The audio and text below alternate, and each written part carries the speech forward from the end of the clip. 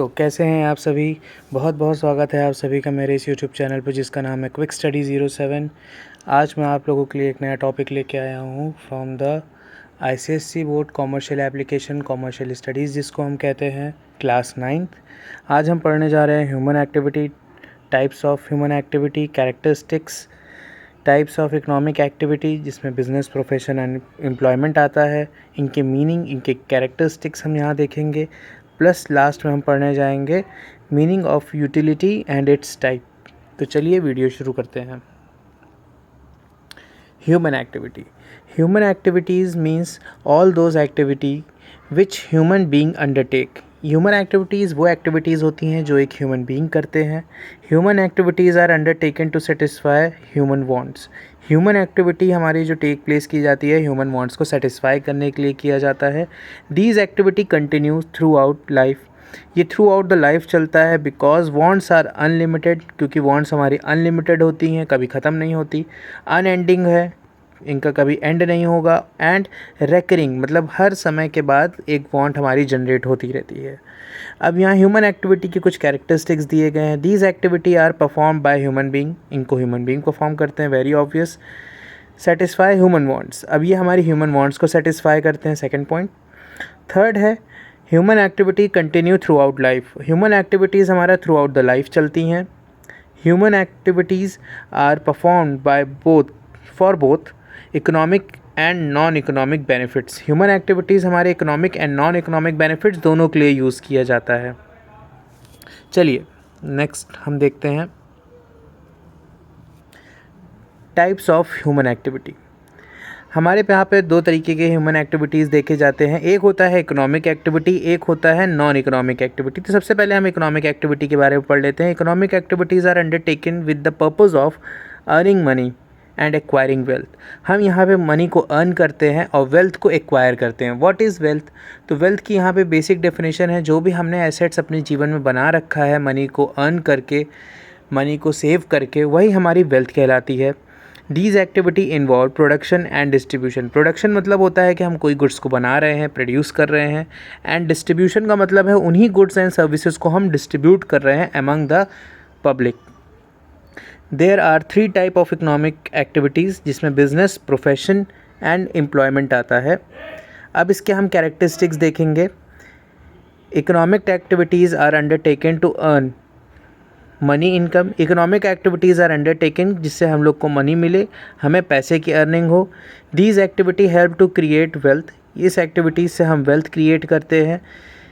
These activities satisfy basic human needs. ये basic human needs को satisfy करने के काम आता है, such as food, clothing, shelter. These activities serve as the basis for economic development. ये हमें सर्व करता है बेसिस ऑफ इकोनॉमिक डेवलपमेंट। अब ये बेसिस ऑफ इकोनॉमिक डेवलपमेंट क्या होता है कि ये हमें एक बेस दे देता है हमारे इकोनॉमिक डेवलपमेंट के बारे में, एक जानने के लिए, समझने के लिए या उसको बढ़ाने के लिए in terms of money. These activity में be must be legal and valid. ये हमारे लिए क्या होना चाहिए? एक्टिविटी लीगल होनी चाहिए, वैलिड होना चाहिए। अब देखिए, कोई भी इकोनॉमिक एक्टिविटी है वो लीगल होना बहुत ज़रूरी है। अगर कोई भी एक्टिविटी जिससे हम पैसे कमा रहे हैं अगर वो लीगल नहीं है तो वो सही नहीं है। अब मान लीजिए कोई बंदा है वो ड्रग्स बेच रहा है, तो वो जो बंदा ड्रग्स बेच रहा है वो एक लीगल या हमारे लिए वैलिड एक्टिविटी नहीं है, वो इनलीगल एक्टिविटी है, तो उसको हम लोग इकोनॉमिक एक्टिविटी में कंसिडर नहीं करते। इकोनॉमिक एक्टिविटी वही एक्टिविटीज़ हैं जिससे हम अर्न करें। जैसे एक टीचर पढ़ा रहा है, बिजनेसमैन प्रॉफिट कमा रहा है, एम्प्लॉयर के यहाँ काम कर रहा है, उससे वो पैसे कमा रहा है, तो ये हमारी इकोनॉमिक एक्टिविटी में आता है। तो चलिए आगे बढ़ते हैं। Non economic activities. Activities which are undertaken to satisfy social, religious, cultural and sentimental requirement are called non-economic activity। अब वो एक्टिविटीज़ जिनको हम अंडरटेक करते हैं सोशल बिहेवियर को सही करने के लिए या उसमें इंगेज होने के लिए, रिलीजियस हम किसी फेथ में करते हैं, कल्चरल मतलब हमारा कुछ ट्रेडिशन है, हमारा कुछ कल्चर है जो चला आ रहा है, सेंटीमेंट्स हमारे खुद के इमोशंस के लिए अगर हम कोई बिज़नेस या कुछ ऐसा कर रहे हैं या किसी के लिए कोई ऐसी एक्टिविटी परफॉर्म कर रहे हैं तो वो हमारा किस में आता है, नॉन इकोनॉमिक एक्टिविटीज़ में आता है। अब जैसे मम्मी आपके लिए खाना बनाती हैं तो ये एक नॉन इकोनॉमिक एक्टिविटी है। आप लोगों से अच्छे तरीके से बात करते हो, सोसाइटी में हेल्प करते हो, आपके लिए क्या है, एक नॉन इकोनॉमिक एक्टिविटी है। आप भगवान की पूजा करते हो, मंदिर जाते हो, वो नॉन इकोनॉमिक एक्टिविटी है। आपके कल्चर में अगर गरीबों को खाना खिलाना लिखा है, आप खिलाते हो, तो वो एक नॉन इकोनॉमिक एक्टिविटी में आता है। आप किसी को प्यार करते हो, लव करते हो और इमोशनली उससे कनेक्टेड हो, तो वो आपके सेंटिमेंटल रिक्वायरमेंट्स में आता है, उसमें आ जाता है। People engage in non economic activity are for reason of love. Reason क्या हो सकता है, आप किसी से प्यार करते हैं, सिंपैथी है आपकी। रिलीजन हमारा हो सकता है, या पेट्रियाटिज़म। पेट्रियाटिज़म वही हमारी देशभक्ति हो सकती है, हम उसके लिए भी कभी पैसे चार्ज नहीं करते, ऐसा नहीं हो सकता है, this is not even possible. These activities are not undertaken to earn money, ये मनी को अर्न करने के लिए नहीं होती है। These activity does not create wealth, ये वेल्थ नहीं क्रिएट करती हैं, but improve human wellbeing, but ये हमारे रिश्तों को बहुत अच्छा कर सकती है। These activity provide a sense of social and psychological satisfaction, ये सोशल और साइकोलॉजिकल सेटिस्फैक्शन हमें देता है, मतलब मेंटली सेटिस्फैक्शन हमें देता है, साइकोलॉजिकल का मतलब होता है। These activity satisfy higher order human need such as affection, ये हमारे अफेक्शन को बहुत बढ़ा देता है, ईगो को हमारे मैनेज कर देता है, कम कर देता है, वो एक ऐसे फेवरेबल स्टेट पे ले आ देता है ईगो जहाँ पे हमें कोई समस्या नहीं होती है। मीनिंग ऑफ बिजनेस, अब यहाँ पे हम लोगों ने देखा था कि इकोनॉमिक एक्टिविटी में 3 चीज़ें आती हैं, बिजनेस, प्रोफेशन, एम्प्लॉयमेंट। तो उनमें से हम सबसे पहला शुरू करने जा रहे हैं बिजनेस। मीनिंग ऑफ बिजनेस देखते हैं, फिर उसके कैरेक्टरिस्टिक्स देखा जाएगा। बिजनेस क्या होता है, business includes all those economic activity which are concern with production, business में हमारे प्रोडक्शन का जो एक्टिविटीज़ है वो कंसर्न होंगी, वो आएंगी। Exchange of goods and services, आप डिस्ट्रीब्यूशन कह सकते हैं या एक्सचेंज कह सकते हैं गुड्स एंड सर्विसेज का, विद द ऑब्जेक्टिव, हमारा यहाँ पे एक ऑब्जेक्टिव होता है कि हम क्या अर्न करना चाहते हैं, प्रॉफिट अर्न करना चाहते हैं। Business is an economic activity, business एक हमारा इकोनॉमिक एक्टिविटी है, that's why we are study here, because it is undertaken for earning money, क्योंकि इसके हम लोग पैसे लेते हैं बिज़नेस करने में। एंड प्रोड्यूसिंग वेल्थ, ये हमारे वेल्थ को क्रिएट करने में हेल्प करता है। जब आप देखिए पैसे लेते हो तो आप उसी पैसे को सेव करते हो, जब आप पैसे को सेव करोगे तो आपकी वेल्थ जनरेट करेगा। All organisation which carry on business activity are called business enterprises या बिजनेस फर्म।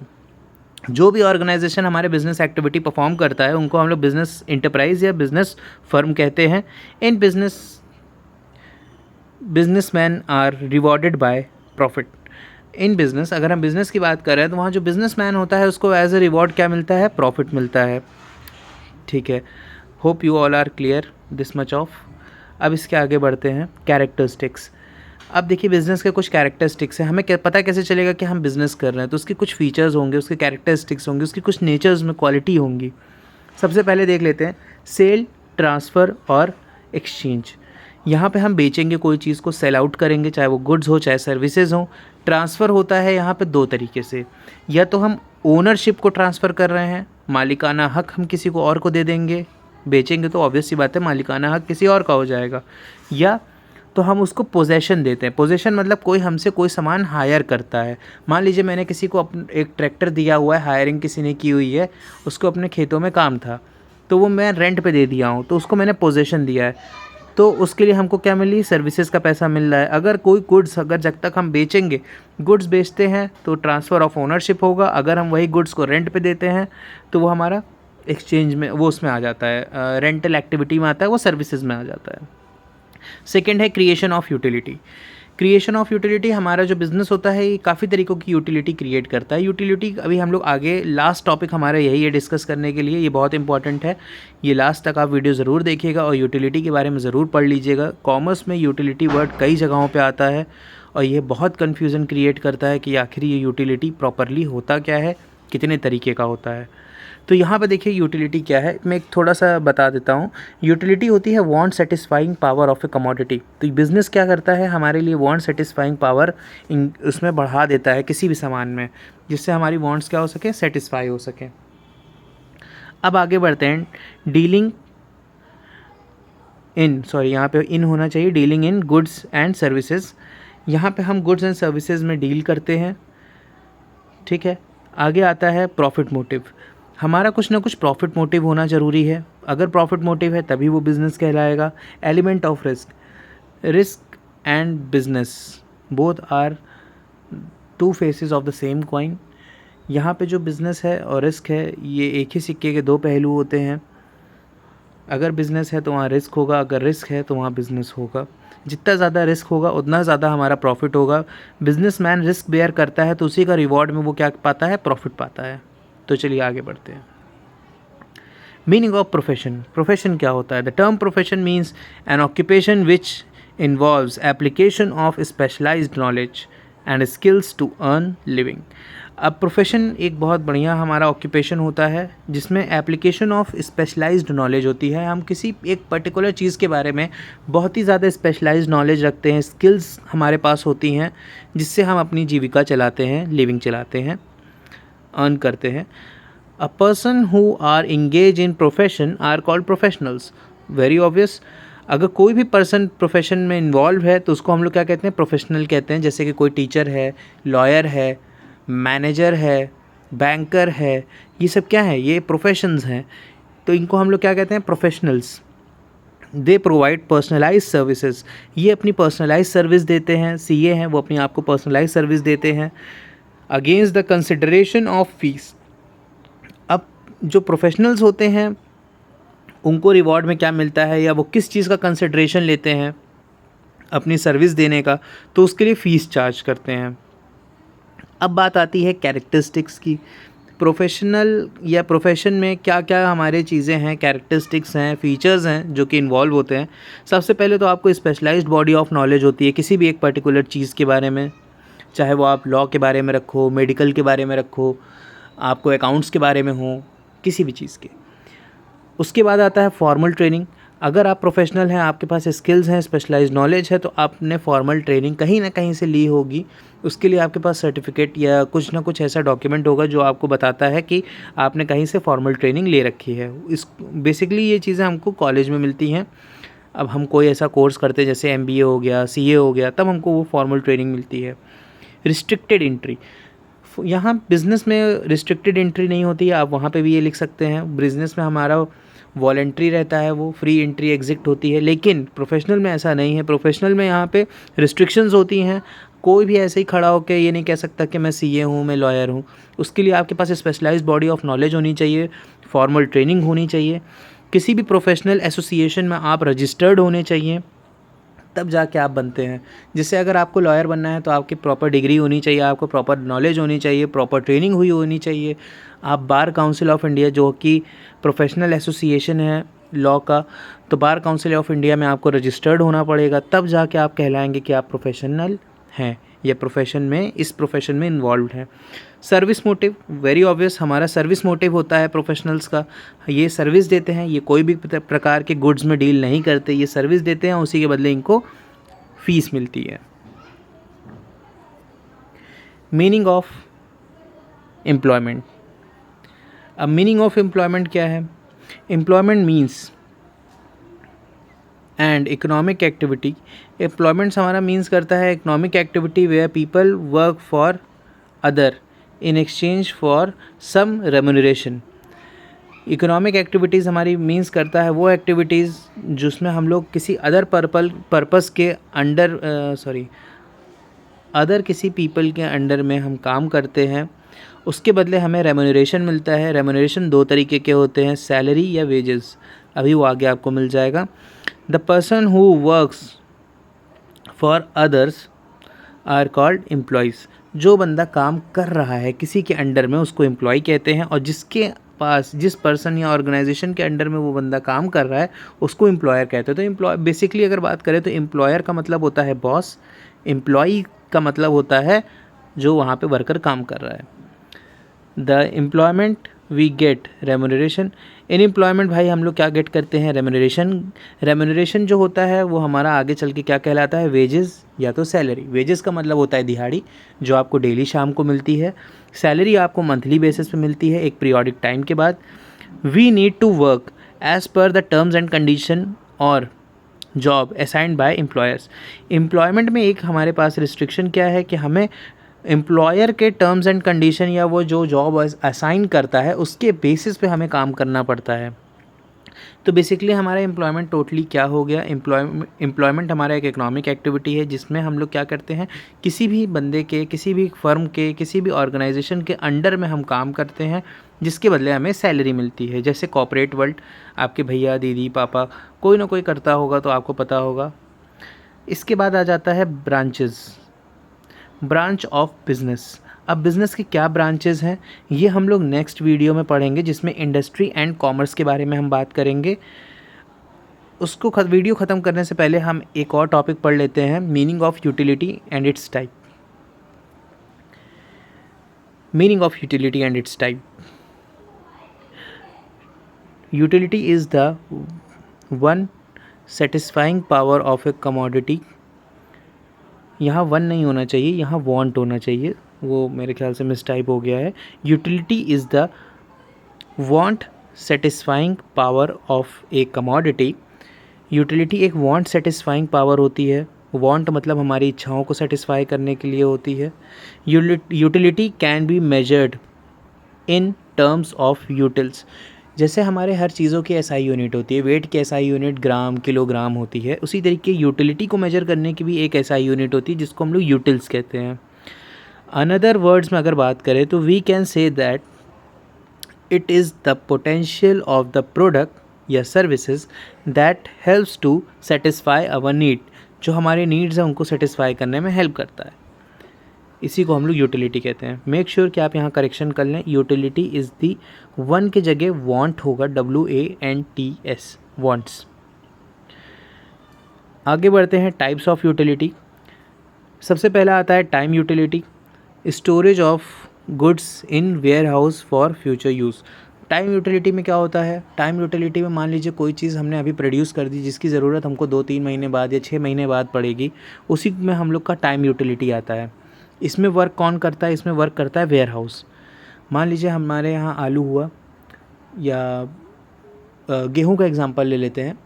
हमारे यहाँ गेहूं उगा, वो गर्मियों के सीज़न में उगता है, वो एक बार उगा, हमने स्टोर करके रख लिया, उसके बाद हम लोग देखिए पूरे साल भर गेहूं का यूज़ करते हैं। तो ये हम कैसे कर पाते हैं, तो यहाँ पे लगता है टाइम यूटिलिटी। हम उसको वेयर हाउस में ले जाके स्टोर कर देते हैं और जैसे हमको ज़रूरत होती है वैसे वैसे हम उसको यूज़ करते हैं। तो यहाँ पे कौन सी यूटिलिटी क्रिएट होती है, टाइम यूटिलिटी। ये हमारे वांट्स को सेटिस्फाई करने में हेल्प करता है। और टाइम यूटिलिटी को पूरा परफॉर्म करने में कौन हमारी हेल्प करता है, वेयर हाउस। प्लेस यूटिलिटी आती है। हम सभी को पता है कि नासिक के ऑरेंजेस बहुत फेमस होते हैं और अक्रॉस द कंट्री ये सप्लाई होता है। तो क्योंकि ये सिर्फ नासिक में ही उगता है और हम अक्रॉस द कंट्री नासिक के ऑरेंजेस पाते हैं, इसका मतलब यहाँ पे लगती है प्लेस यूटिलिटी। यहाँ पे वर्क करता है ट्रांसपोर्टेशन। ट्रांसपोर्टेशन की हेल्प से हम एक जगह से दूसरी जगह सामान को भेज सकते हैं। फिर उसके बाद आता है फॉर्म यूटिलिटी। फॉर्म यूटिलिटी क्या है, with the help of tree we made furniture for our use. Very obvious. Form utility में क्या होता है, हम किसी भी चीज़ की फॉर्म ही चेंज कर देते हैं, उसका मतलब दिखने का तरीका ही चेंज कर देते हैं। जैसे कि ट्री है, ट्री से हमने फर्नीचर बना लिया तो हमने उसका फॉर्म ही चेंज कर दिया, उसी को हम लोग कहते हैं फॉर्म यूटिलिटी। इसके बाद आ जाता है पोजेशन यूटिलिटी। पोजेशन यूटिलिटी में हम लोग करते क्या है, ट्रांसफ़र ऑफ पोजेशन। पोजेशन मतलब ओनरशिप कह लीजिए, या गुड्स का जो हैंडलिंग होती है, मतलब ओनरशिप आप नहीं बने हो लेकिन आपके पास जो गुड्स हैं वो आपके पास ट्रांसफ़र हो जाता है। तो इसमें ये होता है, जैसे कि हम लोगों ने ट्रैक्टर लिया था, पिछले एग्जांपल हमारा था जब हम पढ़ रहे थे पोजेशन के बारे में, कि हमने ट्रैक्टर ले रखा था अपने फील्ड के लिए, कल्टीवेशन के लिए। तो वो क्या है, ट्रांसफ़र ऑफ पोजेशन। तो यहाँ पे हम लोग रेंट पे सामान ले लेते हैं, तो ये ट्रांसफ़र ऑफ पोजेशन में आता है। इसी को हम लोग पोजेशन यूटिलिटी कहते हैं। मान लीजिए कि आपको किसी प्रोडक्ट की ज़रूरत है तो आपने मेरे से ले लिया कि हाँ भैया दे दो, ये काम करना है, आपने कर लिया, तो इसी ही हम कहते हैं पोजेशन यूटिलिटी। होप कि आप सभी को यहाँ तक का पूरा मैटर समझ में आया होगा। अगर कहीं भी आपको कुछ डाउट होता है आप मुझे कमेंट करिएगा, प्लीज़ माइंड मत करिएगा। जो भी कहीं आपको अगर एरर मिलता है आप उसको करेक्ट कर लीजिएगा, और नहीं समझ में आता है तो आप मुझे कमेंट सेक्शन में डाल दीजिएगा, मैं वहाँ पे आपको करेक्शन करके बता दूँगा। Thank you very much for watching my video. Do like, comment, share and subscribe my channel. और अगर आपको और कुछ भी वीडियोस देखने होंगे लॉ ऑफ डिमांड, डिमांड या इकोनॉमिक्स के बारे में, तो आप देख सकते हैं मेरे यूट्यूब चैनल पर। Do visit my channel, do visit my playlist. Thank you very much, love you all.